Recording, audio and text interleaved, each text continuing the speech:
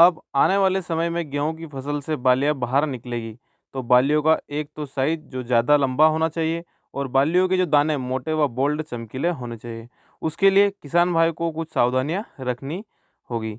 बहुत सारे किसान भाइयों को पता नहीं होता है और वे बालियाँ निकलते समय फसल में यूरिया या नाइट्रोजन दे देते हैं। किसान दोस्तों, जबकि इस समय डाला गया यूरिया फसल में आपकी फसल का उत्पादन बढ़ाने की जगह कम भी कर सकता है, क्योंकि इस समय फसल में वेजिटेटिव ग्रोथ की ज़रूरत नहीं होती है।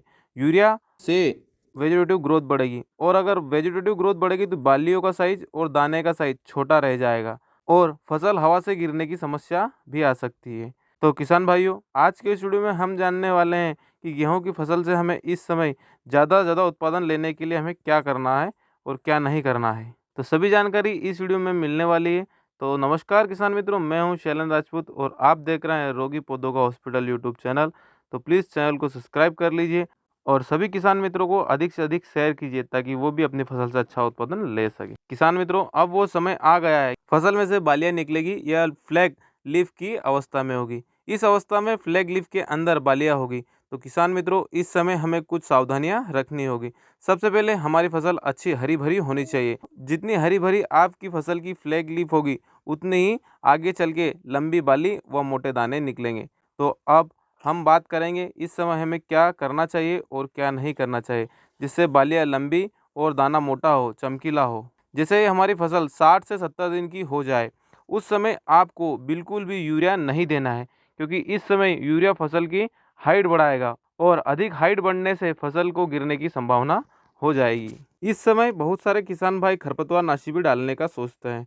तो आपसे निवेदन है कि फसल में इस समय खरपतवार नाशी ना डालें, क्योंकि खरपतवार नाशी हम डालेंगे तो फसल को झटका लगेगा और जो फ्लैग लीफ है वह हरी भरी नहीं रह पाएगी और बालियाँ छोटी रह जाएगी। और बहुत सारे किसान भाइयों के मन में यह सवाल रहता है कि इस समय प्लांट ग्रोथ रेगुलेटर गेहूं की फसल में डालें या नहीं डालें।